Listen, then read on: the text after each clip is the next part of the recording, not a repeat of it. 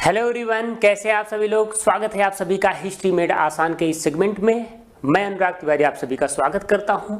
दोस्तों, आज हम लोगों को पढ़ना है मध्यकालीन भारत का इतिहास। जैसा कि पिछले लेक्चर में हमने इतिहास के महत्व को समझा था, इतिहास के महत्व को जाना था कि किस प्रकार से हमें एग्जाम के दृष्टिकोण से इतिहास को पढ़ना है, इतिहास क्या होता है, इतिहास की महत्ता क्या होती है और इससे संबंधित आपके एग्जाम में कहां कहां से प्रश्न पूछे जाते हैं। तो ध्यान रखिएगा, हम लोग भारत का संपूर्ण इतिहास पढ़ने वाले हैं, जिसमें हमने सबसे पहला शुरुआत किया है मध्यकालीन भारत का इतिहास, जो कि अगर आपके एग्जाम के पॉइंट ऑफ व्यू से देखा जाए तो बहुत ही महत्वपूर्ण होता है। और इसके बाद हम लोगों को आधुनिक भारत के इतिहास के बारे में भी जानना है, जो कि जहां से अधिकतर क्वेश्चंस बनाए जाते हैं। तो दोस्तों, बिना समय गंवाए हुए शुरुआत करते हैं।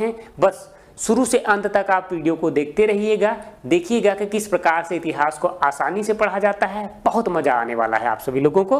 तो चलिए शुरुआत करते हैं। आप लोगों को ये दिख रहा होगा कि हिस्ट्री मेड आसान के नाम से हमारा मध्यकालीन भारत का इतिहास का बुक भी आ चुका है, ठीक है, जो कि अभी आप लोगों को स्टडी मटेरियल के रूप में ई बुक के फॉर्म में दिया भी जाएगा। तो चलिए आइए शुरुआत करते हैं सबसे पहले मध्यकालीन भारत के इतिहास में, जहां पर हम लोग सबसे पहले जानेंगे कि सर मध्यकालीन भारत के अंतर्गत हम लोगों को पढ़ना क्या है। तो ध्यान रखिएगा, हमारे मध्यकालीन भारत की शुरुआत कहां से होती है। पिछले वीडियो में मैंने आप लोगों से बताया था कि मध्यकालीन भारत की जो शुरुआत है वो कहां से होती है। तो आप लोगों को यदि याद होगा तो मध्यकालीन भारत की शुरुआत 712 ईस्वी से होती है। कहां से? 712 ईस्वी से होती है और 1707 ईस्वी तक का पूरा कार्यकाल यह मध्यकालीन भारत का इतिहास कहा जाता है। ध्यान रखिएगा, मध्यकालीन इतिहास के तहत हम लोगों की सबसे महत्वपूर्ण टॉपिक आ जाती है भारत में इस्लाम का उदय। भारत में इस्लाम का उदय। ध्यान रखिएगा, एक एक चीज़ों को ध्यान से पढ़ते हुए चलिएगा। हम एक एक चीज़ों को बहुत ही अच्छे से आप लोगों को बताएंगे, लेकिन पेशेंस के साथ, धैर्यता के साथ अगर आप बने रहेंगे तो आपको इसका पूरा बेनिफिट मिलेगा। अब बात आती है कि भारत में इस्लाम का उदय, इसका मतलब कि एक प्रश्न हो सकता है कि इस्लाम का उदय कब हुआ था सर? इस्लाम का उदय कब हुआ था? ये तो आप बता रहे हैं कि भारत में इस्लाम का उदय कब हुआ था, ठीक है, भारत के परिप्रेक्ष्य में आप बता रहे हैं। तो हम लोगों को जानना है सबसे पहले इस्लाम का उदय। ध्यान रखिएगा, थोड़ा सा मैं 2 मिनट का समय लेकर के पिछली चीज़ों को थोड़ा सा ब्रीफ कर दूं। भारत में इस्लाम के उदय के तहत हम लोगों का पहला टॉपिक आता है अरबों का आक्रमण। अरबों का सफल आक्रमण। अरबों का सफल आक्रमण। सफल आक्रमण, ठीक है।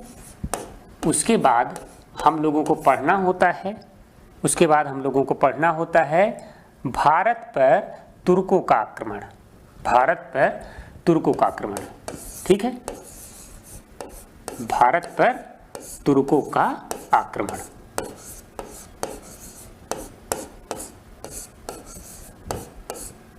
ठीक है, इसके बाद हम लोग दिल्ली सल्तनत जानेंगे और मुगल काल जानेंगे और मॉडर्न हिस्ट्री में एंट्री कर जाएंगे। चलिए, बातें काफ़ी पिछली वीडियो में हम लोगों ने की भी थी इसके बारे में। तो अब हम बात करते हैं, सबसे पहला प्रश्न जो हमने आपसे पूछा कि हम लोगों का मध्यकालीन भारत में टॉपिक है भारत में इस्लाम का उदय। तो इस्लाम का उदय कहाँ से होता है, कैसे होता है, किस प्रकार से होता है, इन सब के बारे में हम लोगों को जानना है। चलिए, तो हम लोग अपने टॉपिक क्या शुरू करते हैं, इस्लाम का उदय, ठीक है, इस्लाम का उदय।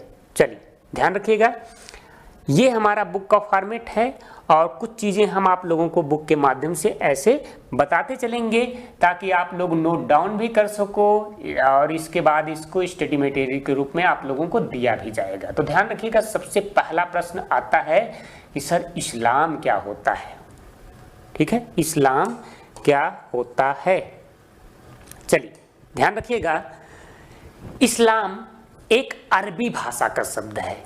इस्लाम एक अरबी भाषा का शब्द है जो मुख्यतः 2 शब्दों से मिलकर बना होता है, स्लिम और सलाम। स्लिम का मतलब होता है, ध्यान रखिएगा, स्लिम का मतलब होता है शांति और सलाम का मतलब होता है समर्पण।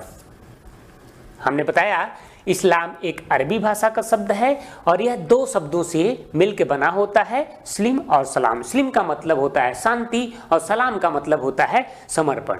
अर्थात आप कह सकते हो कि इस्लाम एक ऐसा धर्म है जो शांति व समर्पण का प्रतीक माना जाता है। ठीक है, इस्लाम के अनुयायी ही मुसलमान कहे जाते हैं। ध्यान रखिएगा, इस्लाम के अनुयायी मुसलमान कहे जाते हैं। ठीक है, और इस्लाम की उत्पत्ति देखा जाए तो ये अरब से हुई है। तो हम लोग सबसे पहले एक एक चीज़ों को करके जानते हैं, एक एक चीज़ों को पढ़ते हुए चलते हैं, एक एक चीज़ों को जानते हुए चलेंगे तो सीक्वेंस हमारा बना रहेगा। ठीक है, तो सबसे पहले हमने आपसे बताया कि इस्लाम के जो अनुयायी हैं वो मुसलमान कहे जाते हैं। मुसलमान, तो ये मुसलमान कौन है? तो आप कहोगे कि सर अभी आपने बताया कि इस्लाम के अनुयायी, अर्थात ध्यान रखिएगा ये मुसलमान शब्द दो शब्दों से भी मिलकर के बना होता है। मुसल्लम धन ईमान। मुसल्लम का मतलब होता है संपूर्ण, अर्थात होल, कंप्लीट। ईमान का मतलब होता है विश्वास, फैथ। किसमें? किसमें? तो ध्यान रखिएगा, मुसलमान को अपने एकेश्वरवादी अर्थात अल्लाह में संपूर्ण विश्वास होता है और एक ही कुरान में संपूर्ण विश्वास होता है। तो ध्यान रखिएगा, मुसलमान, मुसल्लम धन ईमान दो शब्दों से मिलकर बना होता है। मुसल्लम का मतलब होता है कंप्लीट अर्थात संपूर्ण, और ईमान का मतलब होता है विश्वास, जिसका एक ही ईश्वर अर्थात एक ही अल्लाह और एक ही कुरान में संपूर्ण विश्वास है, वो क्या है? मुसलमान है। ठीक है, चलिए तो भैया यहां से एक चीजें आपको जानने को मिला कि जो इस्लाम धर्म है यह एकेश्वरवादी सिद्धांत को, एकेश्वरवादी के सिद्धांत के कॉन्सेप्ट को अपनाता है। ठीक है, अर्थात अल्लाह ही सर्वोपरि है, अल्लाह ने ही जहां बनाया है और हम उस अल्लाह के एक नेक बंदे हैं। ध्यान रखिएगा, मैं सारी चीजों को बताऊंगा इसमें, अल्लाह, कुरान, इस्लाम, ठीक है, मुसलमान, हर एक चीज़ों को एक एक सीक्वेंस में हम लोग लेकर के बात करेंगे, फिर इसके पहले आगे के पहलू के बारे में चर्चा करेंगे। ठीक है, तो उम्मीद करता हूं कि अभी तक आप मुसलमान के बारे में जान पाए और इस्लाम के बारे में छोटा सा पहलू जान पाए। तो ध्यान रखिएगा, जो इस्लाम के अनुयायी हैं मुसलमान कहलाए, और ये मुसलमान अल्लाह में संपूर्ण विश्वास रखते हैं और कुरान में संपूर्ण विश्वास रखते हैं। तो कुरान क्या है? तो आप कहोगे कि कुरान अल्लाह ताला के द्वारा दिया गया संदेश है। कुरान अल्लाह ताला के द्वारा दिया गया एक प्रकार का संदेश है। अगर देखा जाए तो कुरान दो शब्दों से मिलकर के बना होता है। कुरान दो शब्दों से मिलकर के बना होता है। कौन कौन से? तो आप कहोगे कि सर कुरान तीन शब्दों से मिलकर के बना होता है। कुरान, ठीक है, धैर्यता से पढ़िएगा, एक एक चीजों को मैं क्लियर करता चलूंगा। ध्यान दीजिएगा, ये एक धर्म है और बहुत ही बड़ा धर्म है, विश्व का दूसरा सबसे बड़ा धर्म है। तो कुरान का मतलब होता है कहा है, कहा है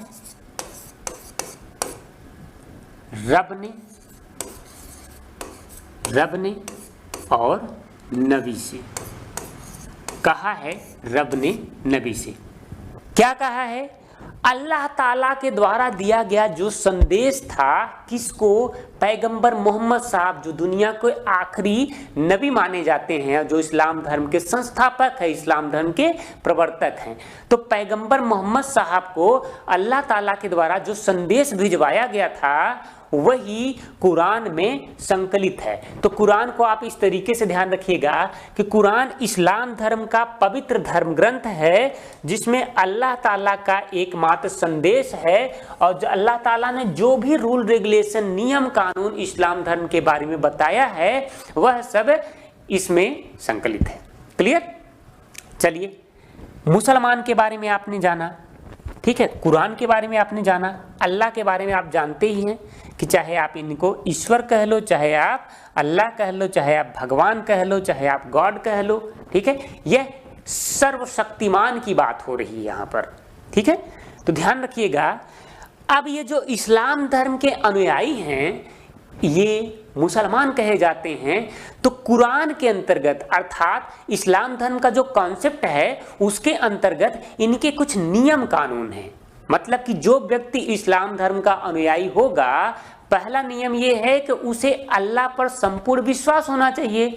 दूसरा नियम यह है कि उसे अपने पवित्र धर्म ग्रंथ कुरान पर संपूर्ण विश्वास होना चाहिए। उसी का मतलब मुसलमान होता है। ठीक है, मैंने अभी आपको बताया भी, मुसल्लम धन ईमान। एक एक चीजों को लेकर के चलिएगा, धैर्यता के साथ लेकर के चलिएगा। आप अगर पढ़े भी होंगे तब भी सीक्वेंस में अगर चलेंगे तो हमारे साथ जो मैंने बोला याद कराने की पूरी गारंटी, और पूरा इतिहास आपके दिमाग में डिट्टू बैठ जाएगा। ठीक है, तो जल्दबाजी कहीं भी नहीं करना है, धैर्यता से हर एक चीज को समझते हुए चलना है। अगर जहां पे डाउट्स हो तो वीडियो को पॉज करिएगा, फिर बैक करिएगा, फिर उसके बाद सुनिएगा। ठीक है ना। तो चलिए, मैंने आपसे बताया कि मुसलमान के कुछ कर्तव्य होते हैं जो कि इस्लाम धर्म के अनुसार उन्हें बताया गया है। तो वो कर्तव्य क्या हैं? तो ध्यान रखिएगा, मुसलमान के 5 प्रमुख कर्तव्य हैं। 5 प्रमुख कर्तव्य हैं। पहले नंबर पर ये जो मुसलमान के कर्तव्य हैं, अगर जो व्यक्ति मुस्लिम है तो उसे इन कर्तव्यों से होकर गुजरना पड़ेगा। वह कर्तव्य क्या है? तो थोड़ा सा मैं पेन चेंज कर लेता हूं। आई थिंक यहां पर ब्लू अच्छे से दिखेगा। तो ध्यान रखिएगा, मुसलमान का जो पहला कर्तव्य होता है उसे कहते हैं तौहीद। तौहीद का मतलब क्या होता है? अल्लाह की इबादत करना। अल्लाह की इबादत करना। दूसरे नंबर पर जो मुसलमान होगा उसे नमाज अदा करना होगा। तो सर ये नमाज क्या होता है? तो ध्यान रखना, अल्लाह की इबादत करना जो दिन में 5 वक्त किया जाता है, तो अल्लाह की इबादत करने को ही नमाज कहते हैं। तो ध्यान रखिएगा, पहले हमने आपसे बताया कि तौहीद जिसका मतलब होता है अल्लाह की इबादत करना, और हमने फिर आपसे बताया कि नमाज का मतलब क्या होता है। तो भैया अल्लाह की जो इबादत की जाती है वही है नमाज।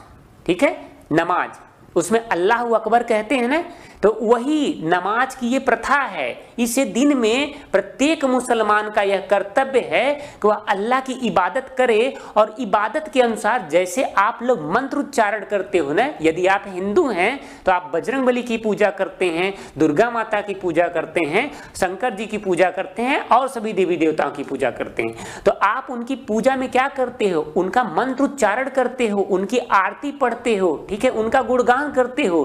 ठीक उसी तरीके से जो एक सच्चा मुसलमान होता है, वह सच्चा मुसलमान पहला कर्तव्य है कि वह अल्लाह की इबादत करेगा, जिसे तौहीद कहा गया। और वो जो इबादत करेगा, मतलब कि जैसे आप मंत्र पढ़ते हो, ठीक उसी तरीके से वो नमाज पढ़ता है, वही वो अल्लाह की इबादत कर रहा है दिन में 5 बार। ये इसकी दूसरी कर्तव्य है। ठीक है, इसके बाद ध्यान रखिएगा, एक मुसलमान का तीसरा कर्तव्य होता है रोजा रखना। अर्थात एक सच्चा मुसलमान रमजान के महीने में लगभग प्रत्येक रमजान के महीने के प्रत्येक दिन में वो उपवास रखेगा। तीसरा कर्तव्य आपको मैंने बताया रोजा रखना। ध्यान रखिएगा, पहला कर्तव्य तौहीद, दूसरा कर्तव्य नमाज अदा करना, तीसरा कर्तव्य रोजा रखना। अब आगे देखिए, चौथा कर्तव्य क्या है? ज़कात। एक सच्चे मुसलमान का चौथा कर्तव्य क्या होता है? ज़कात। तो अब आपको समझ में आएगा कि ये ज़कात क्या होता है सर।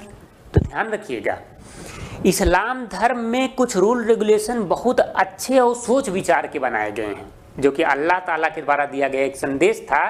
तो इसे आप धर्मनिरपेक्ष रूप से यदि स्वीकारेंगे, सुनेंगे, तो यह कॉन्सेप्ट को अपनाने में भी कोई बुराई नहीं। इस कॉन्सेप्ट को अपनाने में भी कोई बुराई नहीं। तो ज़कात के अंतर्गत एक सच्चे मुसलमान का चौथा कर्तव्य ये होता है कि वह अपने आय का 2.5%, अपने संपूर्ण आय का 2.5% वह मस्जिदों में गरीब मुसलमानों के लिए दान दे देगा। ठीक है, अर्थात अगर आपकी सैलरी 1 लाख रुपए है, या माना आपकी वार्षिक इनकम 1 करोड़ रुपए है तो उस 1 करोड़ रकम का 2.5% हिस्सा आप क्या करोगे, जकात के रूप में कर दोगे, क्योंकि आप बाहुबली हो, आप पैसे वाले हो, धनवान हो। वो जो 2.5% कर जाएगा वो गरीबों में जाएगा, लाचारों में जाएगा, गरीब मुसलमानों में जाएगा। तो देखिए कितना अच्छा कॉन्सेप्ट है। यहाँ पर जकात अपनी आय का 2.5% एक धार्मिक कर के रूप में एक सच्चे मुसलमान को जमा करना होता है। चारों चीजें याद आ गई, ठीक है, ठीक है। चलिए 5वां चीज देखते हैं, हज। हज हज मतलब कि एक सच्चे मुसलमान का यह कर्तव्य है कि वह अपने पूरे जीवन काल में, अगर वह समृद्धशाली है तो वह कितनी बार भी हज जा सकता है, इसकी कोई कंडीशन नहीं है। लेकिन अगर वो समृद्धशाली नहीं है, गरीब मुसलमान है, फिर भी वो अपने पूरे संपूर्ण जीवन काल में कम से कम एक बार हज यात्रा करने के लिए जरूर जाए। और ध्यान रखिएगा, ये लोग हज यात्रा कहाँ करने जाते हैं, तो हज यात्रा इस्लाम के अनुसार पवित्र स्थली मक्का और मदीना के लिए जाया जाता है, जो कि अरब में है। तो ध्यान रखिएगा, हम लोगों ने बात किया अभी तक इस्लाम धर्म क्या होता है। अभी हम इस्लाम शब्द के बारे में बात किए। सबसे पहले एक बात थोड़ा सा क्विकली रिवीजन करिए, 2 मिनट का समय लगेगा। इस्लाम एक अरबी भाषा का शब्द है, ठीक है, जो 2 शब्दों से मिलकर बना होता है। ध्यान रखिएगा, ये अध्ययन की सुविधा की दृष्टि से है सारी चीजें। स्लिम और सलाम, स्लिम का मतलब होता है शांति, सलाम का मतलब होता है समर्पण, ठीक है। और इस्लाम धर्म के जो मानने वाले हैं उन्हें मुसलमान कहा गया। मुसलमान जो इस्लाम धर्म के फॉलोअर थे, अनुयायी थे, ठीक। तो ये मुसलमान क्या होता है, तो ध्यान रखिएगा, मुसलमान भी 2 शब्दों में विभाजित कर दीजिए, मुसल्लम धन ईमान। मुसल्लम का मतलब होता है कंप्लीट अर्थात संपूर्ण, ईमान का मतलब होता है विश्वास। किसमें, अर्थात मुसलमान वही व्यक्ति है जिसको अपने ईश्वर में अर्थात अपने अल्लाह में संपूर्ण विश्वास हो और अपने कुरान में संपूर्ण विश्वास हो, ठीक है। तो ये मुसलमान हो गया।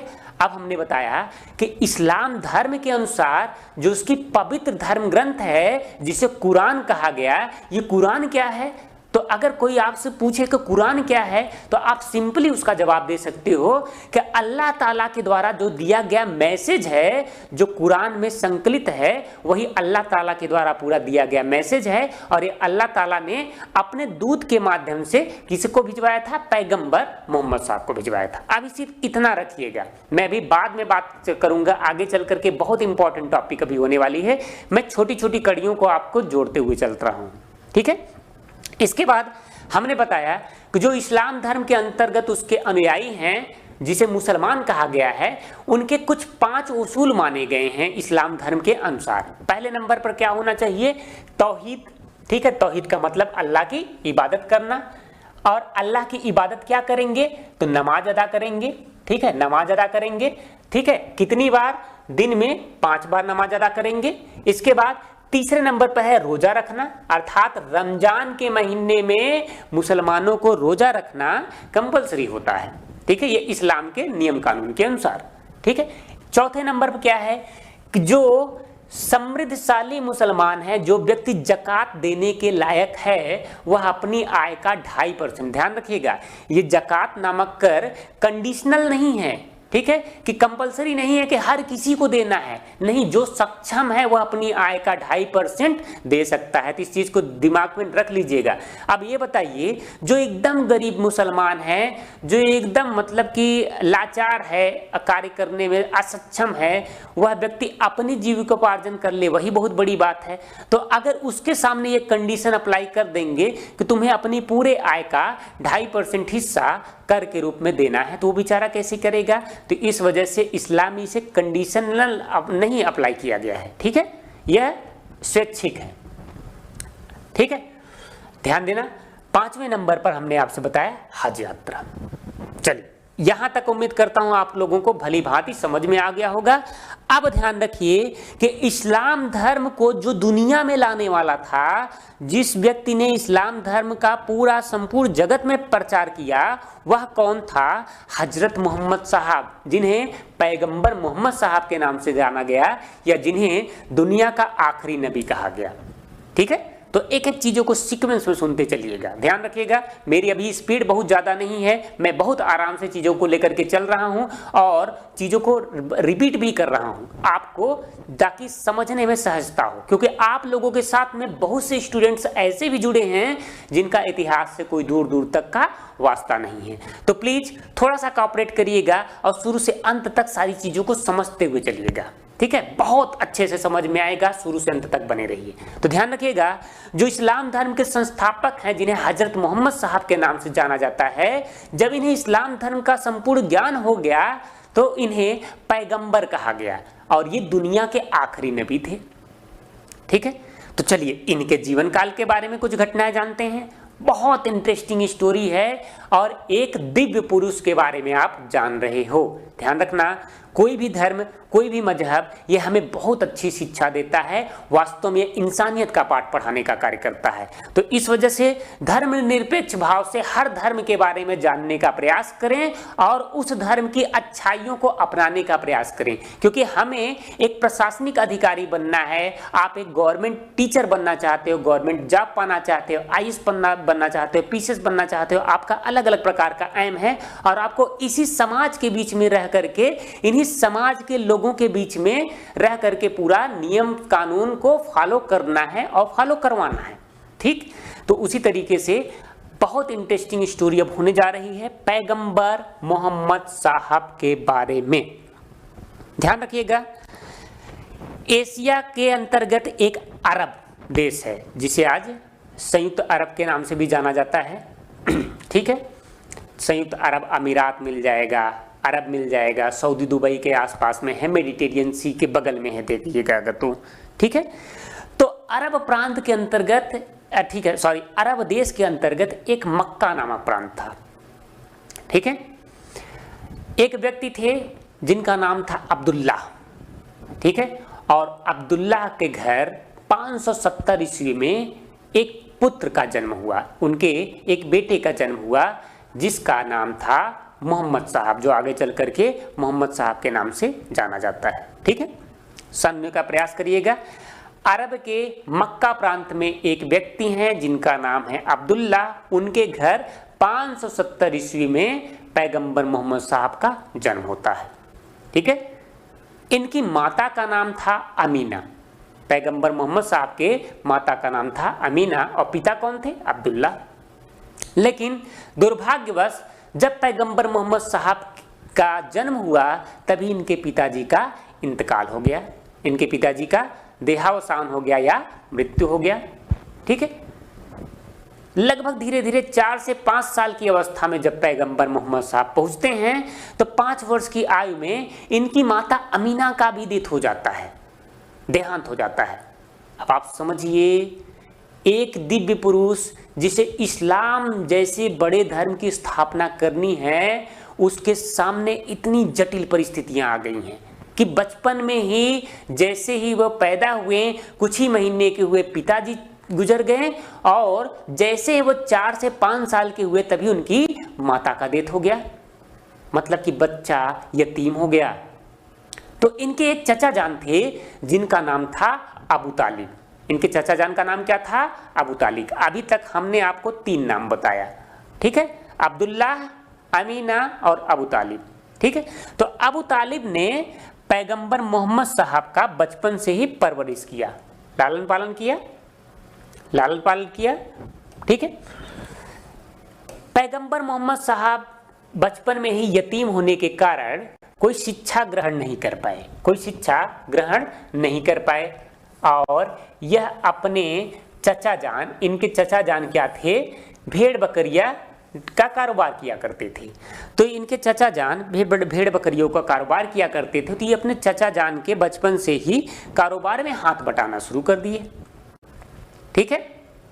अब ध्यान रखिएगा, आपको 1-2 नाम और याद रखने हैं, इसके बाद कहानी को हम सीक्वेंस में एक नए मोड़ में लेकर के आते हैं। धीरे धीरे पैगंबर मोहम्मद साहब अपने चचा जान के कारोबार में हाथ बटाते बटाते जवान हो रहे हैं, 19-20 साल की अवस्था में हो गए हैं, अब यहीं पर थोड़ा सा रुक जाइएगा। इस समय हम लोग देखते हैं कि हम ये जो इतिहास पढ़ा रहे हैं उस दौर में जा करके देखते हैं। ध्यान रखना, हमने आपको डेट बताया 570 ईस्वी, मतलब कि आज का जो दौर है इतना मॉडर्न माना जाता है और हमें आज के लगभग 1550 साल पीछे जाकर के इतिहास को कुरीदना है। मतलब कि अपने आप को वहां पर जा करके सोचिए कि अरब की उस समय क्या स्थिति रही होगी। ठीक है, अरब में कबीलाई संस्कृति समाज के लोग रहते थे, अरब में यहूदी परिवार के लोग रहते थे, ईसाई परिवार के लोग रहते थे और बहुत गरीब कुलीन बस्तियां रहा करती थीं। ठीक है, मतलब कि ये लोग विकासशील भी नहीं थे, झोपड़पट्टियों में रहा करते थे, कबीलाई संस्कृति सभ्यता का जीवन जिया करते थे, क्योंकि पेट्रोल तो अरब में तब भी था, लेकिन तब कोई गाड़ी ही नहीं थी चलाने के लिए, तो अमीर कहाँ से होते समझिएगा। रेगिस्तानी प्रदेश है, वहाँ से जीविकोपार्जन के लिए कृषि भी बहुत अच्छी अवस्था में नहीं थी कि वो बहुत अमीर हो, डेवलप्ड हो। ठीक है, तो उस स्थिति में जाकर के हमें सोचना है, तब वास्तव में इतिहास को आप जियोगे। हमें इतिहास को पढ़ना नहीं, हमें इतिहास को जीना है। तो हम आप शुरुआत करते हैं उस दौर के बारे में। उस दौर में अगर किसी घर में बच्चा पैदा हो रहा है और उसके सामने ऐसी कंडीशन आए कि बचपन में ही उसके माता पिता गुजर बसे हों, चल बसे हों, तो क्या वो बच्चा का लालन पालन सही हो सकता है? नहीं हो सकता है। ठीक है, क्या उस बच्चे का, ठीक है, शिक्षा दीक्षा हो सकता है? नहीं हो सकता है।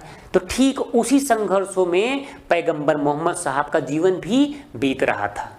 अब ध्यान रखिएगा, कबीलाई संस्कृति सभ्यता के लोग, कुछ लोग इसमें से मूर्ति पूजक भी हैं, मूर्ति उपासक भी हैं, कुछ लोग निराकार ब्रह्म के उपासक हैं, कुछ लोग यहूदी हैं, कुछ लोग ईसाई हैं, अन्य तरह तरह के धर्म को मानने वाले लोग हैं। और उसी बीच में एक कबीलाई समाज में पैगंबर मोहम्मद साहब का भी जन्म होता है। ठीक है, चलिए अब धीरे धीरे जब 19-20 वर्ष की अवस्था में जब पैगंबर मोहम्मद साहब पहुंचते हैं, तो अरब के एक बहुत बड़े व्यापारी की बेटी जिनका नाम है खदीजा, जिनका नाम है खदीजा, ध्यान रखिएगा, इनका एक मित्र था, वह अरब के बहुत बड़े व्यापारी की जो बेटी थी खदीजा, और ये विधवा हो चुकी थी, उन्हीं के यहाँ नौकरी किया करता था। तो जैसे आप लोगों को पता है ना कि आप लोग अगर किसी भी परेशानी में होते हो, किसी भी समस्या में होते हो, तो समस्या अपने बेस्ट फ्रेंड से शेयर करते हो, उससे बताते हो कि यार घर में बहुत ज़्यादा समस्याएं हैं, सोच रहा हूँ कि कहीं पार्ट टाइम जॉब कर लूँ ताकि पढ़ाई भी सही से कर सकूँ या घर की परेशानियों को दूर कर सकूँ। ठीक है, तो ठीक इसी तरीके से पैगंबर मोहम्मद साहब अपने उस मित्र से सलाह लेते हैं कि यार अब इस लाइफ से ऊब चुका हूँ, बोर हो चुका हूँ। ठीक है, अब मुझे कुछ समझ नहीं आ रहा है, कोई नए रास्ते की तलाश है। तो उनके उस मित्र ने कहा कि चलो जहां मैं काम करता हूं वहां मैं तुम्हें नौकरी पे लगवा देता हूं। तो पैगंबर मोहम्मद साहब को एज ए एजेंट के तौर पर वह खदीजा के यहाँ ले जाता है। मैंने आपसे बताया है कि खदीजा कौन है, यह अरब के बहुत बड़े व्यापारी की बेटी हैं और विधवा है। अब पैगंबर मोहम्मद साहब उनके यहाँ नौकरी कर लेते हैं। ठीक, यहां पर थोड़ा सा रुकिएगा, पैगंबर मोहम्मद साहब के बारे में जान लीजिए। पैगंबर मोहम्मद साहब कद काठी से लंबे चौड़े थे, गोरी बदन थी, ठीक है, हैंडसम थे, जिसका परिणाम क्या हुआ, यह निहायत ही ईमानदार और मेहनती भी थे, क्योंकि बचपन से ही अपने चाचा जान के कारोबार को देखा करते थे। ठीक है, अब क्या होता है, जब खदीजा के यहाँ पैगंबर मोहम्मद साहब 20 वर्ष की अवस्था में नौकरी कर लिए और लगातार एजेंट के तौर पर ईमानदारी और मेहनत प्रतिष्ठा से नौकरी करते रहे, तो धीरे धीरे मोहम्मद साहब के आने से, ठीक है, खदीजा को व्यापार में काफ़ी लाभ होने लगा। ठीक है, अब बहुत से लोगों को डाउट्स होगा, तो बेटा ये ध्यान रखना कि ये एक दिव्य पुरुष हैं। ठीक है, इनके ऊपर अल्लाह ताला का रहम है पहले से ही। ठीक है, बचपन में जानते हो ना, कोई चमकीला हीरा होता है, जैसे कि कोहिनूर हीरा, हीरा जितना ही चमकीला होता है उसे उससे पहले बहुत ही घिसा जाता है। तो ठीक उसी तरीके से यह सब प्रभु की माया थी, अल्लाह ताला की माया थी। तो अल्लाह ताला इन्हें दिन प्रतिदिन तराश रहे हैं, इनका दिन प्रतिदिन परीक्षा ले रहे हैं। ठीक है। तो पैगंबर मोहम्मद साहब के सामने बहुत सी कठिनाइयां इसी तरीके से आती गईं। अब वो खदीजा के यहाँ नौकरी कर रहे हैं और मेहनत और ईमानदारी से नौकरी करते हुए खदीजा के व्यापार में काफी उसे लाभ पहुंचा रहे हैं। धीरे धीरे धीरे धीरे 4 से 5 वर्ष बीत गए और खदीजा पैगंबर मोहम्मद साहब से इम्प्रेस हुई, इतना ज़्यादा प्रभावित हो गई। खूबसूरत तो थे ही, पैगंबर मोहम्मद साहब खूबसूरत थे, नो डाउट्स। अब वो जो है पैगंबर मोहम्मद साहब के सामने एक विवाह का प्रस्ताव रख दिया कि मैं आपसे विवाह करना चाहती हूँ। अब आप बताइए, पैगंबर मोहम्मद साहब सीधे साधे व्यक्ति, ईमानदार व्यक्ति, ठीक है, और मेहनती व्यक्ति। उस समय लगभग पैगंबर मोहम्मद साहब की आयु, ठीक है, 25 वर्ष की हुई होगी, 25 वर्ष की हुई होगी और खदीजा बानो का आयु 40 वर्ष का था, 40 वर्ष का था। उसी समय इन दोनों लोगों का निकाह हो गया, ठीक है। पैगंबर मोहम्मद साहब और खदीजा बानो का निकाह हो गया, ठीक है। तो एक चीज नोट करिएगा, ये जो खदीजा बानो है यह 40 वर्ष की अवस्था में पैगंबर मोहम्मद साहब से निकाह करती हैं, अर्थात विवाह करती हैं, और यह विधवा है पहले से, ठीक है, विधवा। चलिए, धीरे धीरे खदीजा बानो अपना वैवाहिक जीवन 12 साल तक व्यतीत की और 52 वर्ष की अवस्था में, 52 वर्ष की अवस्था में इनकी मृत्यु हो गई, ठीक है। 52 वर्ष की अवस्था में किसकी मृत्यु हो जा रही है? खदीजा की, खदीजा की मृत्यु हो गई। यहां तक समझ रहे हैं? सारी चीजों को सीक्वेंस में समझते चलिएगा। खदीजा की मृत्यु होने के बाद पैगंबर मोहम्मद साहब के पास यदि देखा जाए तो अब उनके पास किसी चीज की कमी नहीं है। उनके पास पैसा है, प्रॉपर्टी है, मेहनती थे ही, ठीक है, ईमानदार व्यक्ति थे, प्रतिष्ठित व्यक्ति हो चुके हैं, ठीक है, और यह दिव्य पुरुष पहले से भी थे, ठीक है। इन्हें वहाँ की जनता पसंद भी किया करती थी, लोगों की ये ज़्यादातर मदद किया करते थे, ठीक है, धीरे धीरे जनता के भी प्रिय थे। तो पैगंबर मोहम्मद साहब के मन में एक विचार आया, उस अपने आसपास के वातावरण को देखते हुए, क्योंकि हमने पहले ही बताया कि वहाँ पे आसपास का माहौल क्या है, कबीलाई संस्कृति समाज के रहने वाले लोग हैं, जिसमें कोई लोग मूर्ति उपासक हैं, कुछ लोग निराकार के उपासक हैं, कुछ लोग यहूदी सभ्यता को मानने वाले हैं, कुछ लोग ईसाई हैं। तो पैगंबर मोहम्मद साहब इन सभी समाजों को देखते हुए, ठीक है, एक नए धर्म की स्थापना के लिए, ठीक है, वो उनके मन में जैसे कि बार बार कोई चीज प्रेरित कर रही हो। तो पैगंबर मोहम्मद साहब ज्ञान की प्राप्ति के लिए मक्का में ही एक हीरा नामक गुफा में चले गए, एक हीरा नामक गुफा में चले गए और लगभग 609 ईस्वी में पैगंबर मोहम्मद साहब को इस्लाम का ज्ञान प्राप्त हुआ। कैसे? ध्यान रखिएगा, 609 ईस्वी में, कुछ जगह पे आपको 609 और 610 दोनों मिल जाएगा, तो परेशान बिल्कुल मत होइएगा। 609 से 610 ईस्वी में पैगंबर मोहम्मद साहब को इस्लाम का ज्ञान प्राप्त हुआ, लगभग 40 वर्ष की अवस्था में। कहाँ पर? मक्का के हीरा नामक गुफा में, मक्का के हीरा नामक गुफा में। अब पैगंबर मोहम्मद साहब को इस्लाम का कौन सा ज्ञान प्राप्त हुआ, थोड़ा सा समझिएगा, कहानी को मैं रोकता हूं। अल्लाह ताला ने एक अपने दूत को भेजा जिसका नाम है जिब्राइल, ठीक है, जिब्राइल। और जिब्राइल आकर के इस हीरा नामक गुफा में पैगंबर मोहम्मद साहब से मिलता है और इन्हें इस्लाम धर्म के कॉन्सेप्ट को समझाता है कि तुम्हारा धर्म अल्लाह ताला के द्वारा भेजे गए इस मैसेज का प्रसार करने के लिए हुआ है। तुम्हारा जन्म ऐसे ही नहीं हुआ है, तुम्हारा जन्म किसी विशेष उद्देश्य से हुआ है। तो पैगंबर मोहम्मद साहब उस उद्देश्य को जानने की कोशिश करते हैं। तो उसमें जिब्राइल, जो कि अल्लाह ताला के द्वारा भेजा गया दूत था, उसने पूरा इस्लाम धर्म का, ठीक है, इनको ज्ञान दे डाला, जो कि कुरान में वर्णित है। कहा है रब ने नबी से, ठीक है। और पैगंबर मोहम्मद साहब को उसने बताया कि आप इस दुनिया के आखिरी नबी हो और आपके ऊपर सबसे बड़ा दायित्व ये है कि आपको इस नए धर्म की स्थापना करनी है जिसका नाम इस्लाम होगा और इस्लाम को पूरे जगत में फैलाना होगा, क्योंकि अल्लाह ताला के द्वारा भेजा गया हमारी तरफ से यही संदेश है, ठीक है। चलिए भैया, पैगंबर मोहम्मद साहब को इस्लाम का ज्ञान प्राप्त हो गया। अब पैगंबर मोहम्मद साहब इस इस्लाम के ज्ञान को सबसे पहले अपने आसपास मक्का में प्रसारित करना शुरू किए। तो जैसे आप समझिएगा कि आपके घर आसपास का जो माहौल होता है, अगर आप उसमें कोई नए धर्म की स्थापना करना चाहोगे तो सबसे पहले आपके घर के लोग ही विरोध कर देंगे, ठीक है। माना आपके माताजी या पिताजी हनुमान जी की भक्त हैं और आप जो है उनसे जाकर के बताओ कि हमें फला एक व्यक्ति मिला था और उसके पास एक दिव्य शक्ति है, उसने मुझे बताया कि मेरा जन्म किसी विशेष उद्देश्य से हुआ है क्योंकि यह अल्लाह ताला के द्वारा भेजा गया संदेश है और मुझे एक नए धर्म की स्थापना करनी है और आप सभी को यही धर्म मानना है।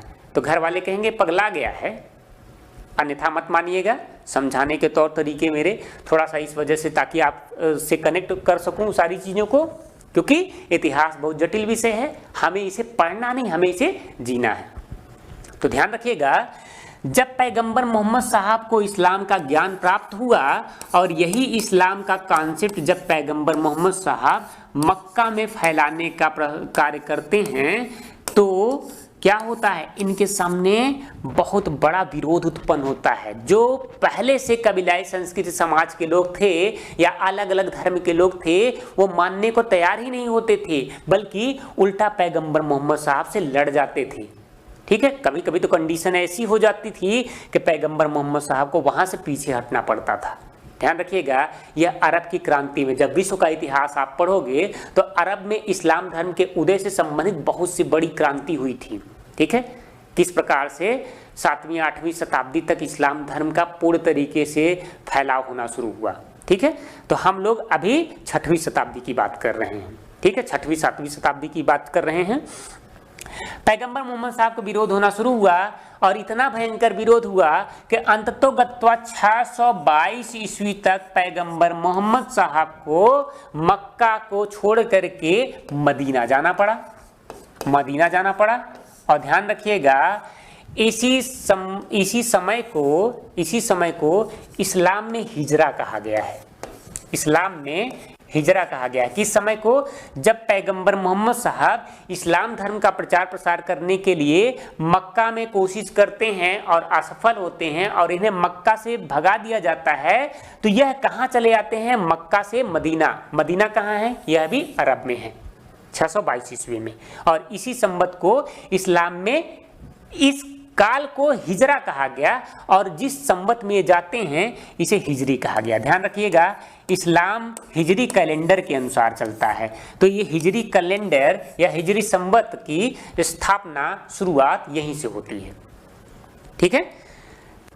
तो आप अगर नोट डाउन कर रहे हैं तो आप इसे संक्षिप्त में लिख सकते हैं कि 609 से 622 ईस्वी तक पैगंबर मोहम्मद साहब को इस्लाम धर्म का ज्ञान होता है और इस इस्लाम धर्म के ज्ञान को प्रचार प्रसार को पैगंबर मोहम्मद साहब ने मक्का में जन जन तक फैलाने का कार्य करने की कोशिश की, लेकिन उनका विरोध हुआ। अंततोगत्वा विरोध इतना बढ़ गया कि उन्हें मक्का को छोड़ना पड़ा। कब, 622 ईस्वी में। और जब उन्होंने मक्का को छोड़ा, ठीक है, उसी संवत को जब वे मक्का से मदीना को जाते हैं तो इस्लाम में इसे हिजरा कहा गया और हिजरा से ही हिजरी संवत की उत्पत्ति होती है। यहां तक आप समझ गए। चलिए, मैं अभी अरबों के क्रांति की बात नहीं कर रहा हूं, ठीक है, क्योंकि टॉपिक बहुत जटिल हो जाएगा, बहुत बोझिल हो जाएगा। तो हर एक चीजों को जानने का प्रयास करिएगा, सीक्वेंस में ले चलने का प्रयास करिएगा, ठीक है। यहां पर रुकिएगा, थोड़ा सा 2 मिनट का समय दे करके मैं एक बार क्विकली चीजों को रिवाइज करवा देता हूं ताकि आपके दिमाग में खटाखट बैठ जाए। ध्यान रखिएगा, मैंने आपसे बताया कि 570 ईस्वी में पैगंबर मोहम्मद साहब का जन्म मक्का में हुआ था। मक्का कहाँ पे है, अरब में है। और इनके पिता कौन थे, अब्दुल्ला, ठीक है। और इनकी माता का नाम क्या था, अमीना। मेरे साथ आप भी दोहरा सकते हैं, ठीक है। बचपन में ही इनके माता पिता की मृत्यु होने के बाद पैगंबर मोहम्मद साहब का लालन पालन कौन करता है? इनके चाचा जान, जिनका नाम है अबू तालिब। अबू तालिब भेड़ बकरियों का कारोबार करते थे, तो जिसकी वजह से पैगंबर मोहम्मद साहब उनके साथ में बचपन से ही लगे रहे, ठीक है, और यह शिक्षा दीक्षा से वंचित रहे। जब यह लगभग 19-20 साल की अवस्था में हुए तो एक अरब के बहुत बड़े व्यापारी की बेटी खदीजा के यहाँ नौकरी कर ली, और धीरे धीरे इनकी मेहनत और ईमानदारी से खदीजा को बहुत ज़्यादा मुनाफा होने लगता है व्यापार में। तो खदीजा इनसे इम्प्रेस होकर के लगभग 4-5 साल के बाद शादी का प्रस्ताव रखा, और उस समय खदीजा की उम्र थी 40 वर्ष। उस समय खदीजा की उम्र 40 वर्ष थी और पैगंबर मोहम्मद साहब की उम्र कितनी थी? 25 वर्ष थी। और खदीजा कौन है? एक विधवा है पहले से। इतना आपको क्लियर हो गया।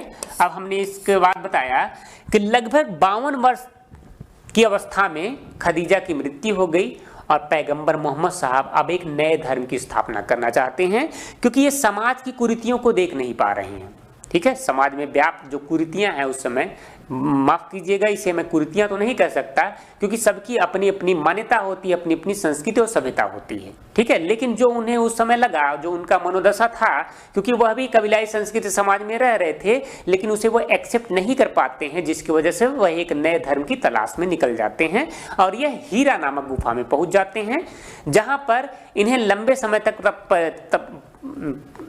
तपस्या के बाद, ठीक है, किससे मुलाकात होती है? अल्लाह ताला के एक नेक बंदे जिब्राइल से मुलाकात होती है, और जिब्राइल ने इस्लाम धर्म का पूरा कॉन्सेप्ट जो कुरान में वर्णित है, उस कुरान के पूरे ज्ञान को पैगंबर मोहम्मद साहब को सुना देता है और बताता है कि अल्लाह ताला के द्वारा भेजा गया आपके लिए मैसेज है और आप किसी विशेष कार्य के लिए बने हो, और वो विशेष कार्य क्या है? इस्लाम धर्म का प्रचार प्रसार करना, ठीक है। यहाँ तक आप समझ गए। पैगंबर मोहम्मद साहब जब मक्का में इस्लाम धर्म को फैलाना चाहें तो इनका भयंकर विरोध हुआ, जिसके वजह से 622 ईस्वी में इन्हें मक्का को छोड़ करके वापस मदीना को जाना पड़ा। और इसी संवत को, ठीक है, हिजरी कहते हैं। हिजरा हिजरी दोनों आता है, कंफ्यूज मत होइएगा, आप ध्यान रखिएगा। पैगंबर मोहम्मद साहब मदीना आ जाते हैं और मदीना में इस्लाम धर्म का प्रचार प्रसार करना शुरू करते हैं, ठीक है। और मदीना में इनके एक दोस्त बनते हैं जिनका नाम है अबू बकर। नाम नोट करिएगा। पैगंबर मोहम्मद साहब सबसे पहले इस्लाम धर्म का प्रचार प्रसार करते हुए इस अबू बकर को मुसलमान का पूरा कॉन्सेप्ट समझा दिए। धीरे धीरे वहाँ पे रहने वाले लोग पैगंबर मोहम्मद साहब की बातों पर विश्वास करने लगे और बड़ी संख्या में धीरे धीरे लोग मुसलमान बनते चले गए, इस्लाम धर्म को अपनाते चले गए, ठीक है। अब समय आता है कि एक लंबे समय के बाद पैगंबर मोहम्मद साहब पुनः मक्का की ओर पलायन करते हैं।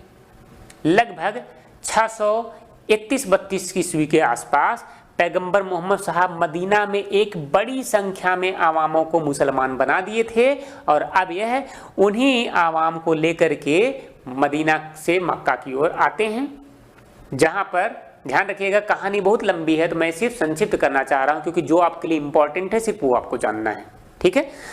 तो वहां पर ये वापस आते हैं मक्का में, और मक्का में आने के बाद इन्होंने इस्लाम धर्म का कॉन्सेप्ट लोगों को बताया। लोग धीरे धीरे वहाँ भी अपनाना शुरू करते हैं, और ऐसे ही पैगंबर मोहम्मद साहब की 632 ईस्वी में इस्लाम धर्म का प्रचार प्रसार करते करते इनकी मृत्यु हो गई। क्लियर। एक मैटर है जो कि अक्सर कंट्रोवर्सी होता है, जब पैगंबर मोहम्मद साहब मदीना को आते हैं तो इसी मदीना में अबू बकर की एक बेटी हैं आयशा बेगम, और ये आयशा बेगम कम उम्र की हैं, आयशा बेगम कम उम्र की हैं, और पैगंबर मोहम्मद साहब का इन्हीं आयशा बेगम से निकाह होता है, ठीक है। और ध्यान रखिएगा जब पैगंबर मोहम्मद साहब का इंतकाल होता है तो वह कहाँ पर हैं? मदीना में हैं, मदीना में हैं, इसी आयशा बेगम के शयन कक्ष में हैं, ठीक है।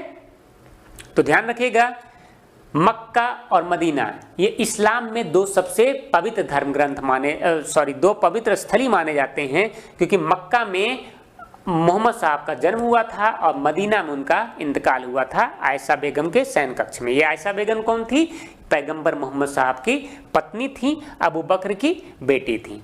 ये अबू बकर पैगंबर मोहम्मद साहब के बहुत ही घनिष्ठ मित्र बन चुके थे, जिसके वजह से ये मोहम्मद साहब जहां कहीं भी जाया करते थे तो इस्लाम धर्म का प्रचार प्रसार करने के लिए उनके साथ ही हमेशा जाया करते थे। ठीक है, अब आगे देखिए। 632 ईस्वी में पैगंबर मोहम्मद साहब की मृत्यु के बाद लोगों ने, इस्लाम धर्म के अनुमाइंदों ने, मुसलमानों ने, ठीक है, पैगंबर मोहम्मद साहब के इस धर्म को, इस कॉन्सेप्ट को जन जन तक, देश दुनिया तक पहुंचाने का कार्य करना शुरू किया, जिसकी वजह से ये सारी चीज़ें देखिए, मैं आपको फिगर के माध्यम से भी बता रहा हूं कि ये हजरत मोहम्मद साहब है, पैगंबर मोहम्मद साहब, जिनका 570 ईस्वी में जन्म होता है और 632 ईस्वी में मृत्यु होती है। ये हीरा नामक गुफा है जहां पे पैगंबर मोहम्मद साहब को ज्ञान की प्राप्ति हुई थी। ठीक है, इसके बाद 632 ईस्वी में ये मक्का पवित्र स्थल है जो सऊदी अरब का, और ये मदीना जहाँ पे पैगंबर मोहम्मद साहब की मृत्यु हुई थी, और इसी शयन कक्ष को एक मस्जिद का रूप दे दिया गया। मदीना ये आयशा बेगम का शयन कक्ष था जिसमें पैगंबर मोहम्मद साहब थे। अब हमको बात करना है शिया व सुन्नी विवाद के बारे में। ठीक है, रिलैक्स होकर के सुनिएगा, जटिल नहीं है, बोझिल नहीं है, बहुत इंटरेस्टिंग टॉपिक है सारी चीजें। शिया व सुन्नी विवाद 632 ईस्वी में पैगंबर मोहम्मद साहब की मृत्यु के बाद वहाँ के सभी मुसलमान इकट्ठा होकर के अब ये सोचते हैं कि इस्लाम धर्म का प्रचार प्रसार आगे कैसे किया जाए। तब उन्हें समझ में आता है कि इस्लाम धर्म का प्रचार प्रसार करने के लिए हमें एक प्रवर्तक की आवश्यकता होगी, जो इस्लाम धर्म को पैगंबर मोहम्मद साहब की तरह या मोहम्मद साहब के बताए गए रास्तों की तरह फैलाना शुरू करे। तो अब यहाँ पर आवाम दो मत में बट जाती है, ध्यान रखिएगा, शिया व सुन्नी। तो शिया किसे कहते हैं और सुन्नी किसे कहते हैं, प्रश्न ये उठता है, शिया और सुन्नी। ध्यान रखिएगा, कुछ लोगों का मानना था कि पैगंबर मोहम्मद साहब की मृत्यु के बाद जो इस्लाम का अगला उत्तराधिकारी होगा, अर्थात जो मोहम्मद साहब का उत्तराधिकारी होगा, वह मोहम्मद साहब के द्वारा बताए गए रास्तों पर चलता हो, अर्थात वह सुन्ना में विश्वास करता हो, कुरान में विश्वास करता हो। ठीक है, मोहम्मद साहब के नक्शे कदम पर चलता हो। ठीक है, और अगर इस बात को मानने वालों लोगों की जो मत थी, उनका सीधा सीधा, ठीक है, सीधा सीधा इंडिकेशन किसकी तरफ था, अबू बकर की तरफ था। इनका मानना था कि पैगंबर मोहम्मद साहब की मृत्यु के बाद सबसे ज़्यादा जानकार इस्लाम धर्म के बारे में यही अबू बकर हैं। ध्यान रखिएगा, ये अबू बकर इस कुरान के संकलन करता भी हैं, क्योंकि पैगंबर मोहम्मद साहब पढ़े लिखे नहीं थे, उन्हें जिब्राइल के द्वारा जो ज्ञान की प्राप्ति हुई थी वही अबू बकर ने उसे कुरान के रूप में पूरा संकलित करने का कार्य किया था। ठीक है, तो जिन लोगों ने इस मत का अनुसरण किया उन्हें सुन्नी कहा गया, जो लोग अबू बकर को मानने वाले थे। ठीक है, और कुछ लोगों ने इसका विरोध किया कि नहीं, पैगंबर मोहम्मद साहब का उत्तराधिकारी वही व्यक्ति हो सकता है जो पैगंबर मोहम्मद साहब का वंशज हो। ठीक है, पैगंबर मोहम्मद साहब का वंशज हो। अब यहां पर मैं थोड़ा सा आपको पीछे लेकर के जाऊंगा, ध्यान रखिएगा। पैगंबर मोहम्मद साहब की कोई संतानें नहीं है, लेकिन इनकी जो पहली पत्नी थी खदीजा, उनसे इन्हें एक बेटी उत्पन्न हुई है। ठीक है, जिसका नाम था फातिमा। मैं यहाँ पे नोट कर लेता हूँ, थोड़ा सा कलर चेंज करके, फातिमा पैगंबर मोहम्मद साहब और खादीजा की बेटी है, और इस फातिमा का निकाह हजरत अली से होता है। हजरत अली, यहाँ पे आई थिंक ब्लैक पेन सही रहेगा, हजरत अली। ठीक, तो अब कुछ लोगों का मानना था कि पैगंबर मोहम्मद साहब का जो उत्तराधिकारी होगा, जो इस्लाम का प्रवर्तक होगा, वह जो है हजरत अली होना चाहिए। ठीक है, और हजरत अली के समर्थक कौन है? ये शिया संप्रदाय के लोग। ठीक है, और ध्यान रखिएगा यहीं से आप लोगों को खलीफा और खिलाफत शब्द सुनने को मिलता है। तो अब ये समझिए कि खलीफा क्या होता है और खिलाफत क्या होता है। खलीफा इस्लामिक दुनिया का सबसे बड़ा धर्म गुरु और राजगुरु माना जाता है। ठीक है, और यह पैगंबर मोहम्मद साहब के मृत्यु के बाद जो उनका उत्तराधिकारी था, जो इस्लाम धर्म का प्रवर्तक होता, जो इस्लाम धर्म को पूरे दुनिया में फैलाने का कार्य करता, उसी पद को ये खलीफा कहा गया। ठीक है ना। तो मुख्य लड़ाई यहाँ पर जो शिया सुन्नी विवाद है, यह खलीफा को लेकर के था कि पैगंबर मोहम्मद साहब की मृत्यु के बाद जो उनका उत्तराधिकारी होगा, जो खलीफा के रूप में कार्य करेगा, वह कौन बनेगा। तो जिन लोगों का मानना था कि अबू बकर को बनना चाहिए, वह सुन्नी संप्रदाय के लोग कहे गए, और जिन लोगों का मानना था कि नहीं, अबू बकर को नहीं बनना चाहिए, बल्कि उस व्यक्ति को बनना चाहिए जो पैगंबर मोहम्मद साहब के वंशज हों। ठीक है, और इसके अनुसार पैगंबर मोहम्मद साहब की जो बेटी हैं फातिमा, उनके जो शौहर हैं हजरत अली, तो हजरत अली को ही खलीफा के पद पर बैठाए रखना चाहिए। ठीक है, क्योंकि पैगंबर मोहम्मद साहब के यही खानदान के हैं। तो इन लोगों का अनुसार हजरत अली को, ठीक है, खलीफा बनाया जाना चाहिए। तो ये लोग शिया कहलाए। क्लियर हो गया। तो शिया और सुन्नी विवाद भी संक्षिप्त में मैंने बता दिया। इसमें बहुत बड़ी टॉपिकें हैं, लेकिन ध्यान रखिएगा आपके एग्जाम के दृष्टिकोण से आपको सिर्फ इतना जानना है। हम लोगों ने आज की टॉपिक में इस्लाम धर्म को जानना, हम लोगों ने आज की टॉपिक में मुसलमान को जाना, हम लोगों ने आज कुरान को जाना, हम लोगों ने मुसलमान के कर्तव्य को जाना, हम लोगों ने हजरत मोहम्मद साहब के बारे में जाना, उनकी पूरी कहानी को जाना, और शिया व सुन्नी विवाद को जाना, दुनिया के पहले खलीफा अबू बकर को जाना। ठीक है, इसके बाद पैगंबर मोहम्मद साहब की मृत्यु के बाद इस्लाम धर्म का पूरा प्रचार प्रसार किस प्रकार से होता है, अब थोड़ा सा इस पे बात करते हैं। तो रिलैक्स हो जाइएगा, सारी चीज़ों को एक सीक्वेंस में दिमाग में सेट कर लीजिएगा। अब हम लोग आगे चलते हैं। ध्यान रखिएगा 632 ईस्वी में पैगंबर मोहम्मद साहब की मृत्यु हो चुकी है, और यहाँ पर इस्लाम दो संप्रदाय में विभक्त हो चुका है, शिया संप्रदाय और सुन्नी संप्रदाय। शिया संप्रदाय के अनुसार इस्लाम धर्म का जो अनुयायी होगा, ठीक है, जो खलीफा कहलाएगा, वह खलीफा के पद पर कौन होगा? ठीक है, हजरत अली होगा। और सुन्नी संप्रदाय के अनुसार खलीफा वही व्यक्ति हो सकता है जो सुन्ना में विश्वास रखे।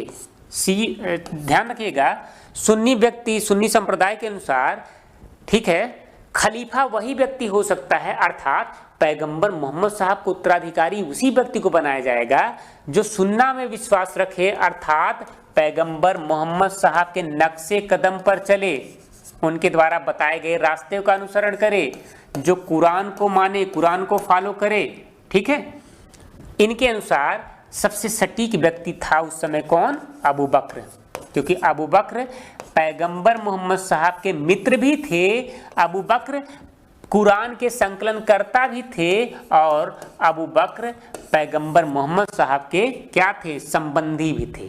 ठीक है, संबंधी हुए ना। ठीक है, इनकी बेटी से मोहम्मद साहब का निकाह हुआ था। ठीक, तो शिया और सुन्नी विवाद। अब इस्लाम इन्हीं खलीफाओं के बल पर, इन्हीं खलीफाओं के नेतृत्व में अरब के रेगिस्तान से निकल करके संपूर्ण विश्व में फैलना शुरू करेगा। तो लगभग 7वीं से 8वीं शताब्दी तक, ठीक है, अरब से इस इस्लाम का कॉन्सेप्ट मिस्र, इजिप्ट, ठीक है, यूरोप, दक्षिण अफ्रीका के बहुत से कॉन्टिनेंट, बहुत से देश, बहुत से हिस्से, मध्य एशिया, इराक, ईरान तक जाकर के फैल गया। ठीक है, और इसका नेतृत्वकर्ता कौन था? वही खलीफा। ठीक है, क्योंकि खलीफा को अब इस्लामिक दुनिया का सबसे शक्तिशाली नेता मान लिया गया था, कि खलीफा जो कहेगा वही पूरे इस्लामिक कंट्रियों में मान्य होगा। ठीक है ना, खलीफा के निर्देशों का पालन होगा हर जगह पर। ठीक ना, तो इस्लामिक दुनिया का सबसे बड़ा नेता उस समय में खलीफा था। और ध्यान रखना, खलीफा एक समय में एक ही हुआ करते थे। ठीक है, यह आगे चल करके जब अभी इसमें कुछ पोर्शन आ जाता है विश्व के इतिहास से संबंधित, तो मैं यहाँ पे थोड़ा सा डाउट क्लियर कर दे रहा हूँ आप लोगों को। 7वीं से 8वीं शताब्दी तक आते आते पूरी तरीके से अब्बासी खलीफाओं का, ठीक है, बोलबाला हो गया, दबदबा हो गया, और उन्होंने ही इस्लाम धर्म का विश्व में फैलाने का प्रचार प्रसार किया। इसके बाद इसी तरीके से इस्लाम धर्म अरबों के आक्रमण के साथ भारत आता है। तो ध्यान रखिएगा, इसके कुछ फेज को, जो बहुत इंटरेस्टिंग स्टोरी है, हम लोग भारत पर अरबों का सफल आक्रमण के साथ में जानेंगे, इसके और आगे की कहानी को। उम्मीद करता हूं यहां तक आपको सारी चीजें समझ में आई होंगी। ठीक है, और अगर समझने में कोई समस्या हुई होगी तो मैं आपसे विनम्र निवेदन यही करूंगा कि आप एक बार वीडियो को फिर से देखें, रिवाइंड करके देखें, बहुत अच्छे से समझ में आएगा। आप लोगों को मटेरियल भी, पूरा स्टडी मटेरियल दे दिया जाएगा, जिससे आप नोट डाउन भी अच्छे से कर सकते हो, और सभी मैटर्स ऑथेंटिक हैं। Thank you so much guys. फिर हम लोग मिलते हैं अपने नेक्स्ट लेक्चर में भारत पर अरबों का सफल आक्रमण के साथ, और बात करेंगे कि किस प्रकार से भारत में इस्लाम धर्म का प्रचार प्रसार हुआ, किस प्रकार से भारत में इस्लाम का उदय होता है। ठीक है ना, तो अपना ख्याल रखिएगा। फिर हम लोगों की मुलाकात होती है अगले लेक्चर में। Thank you so much.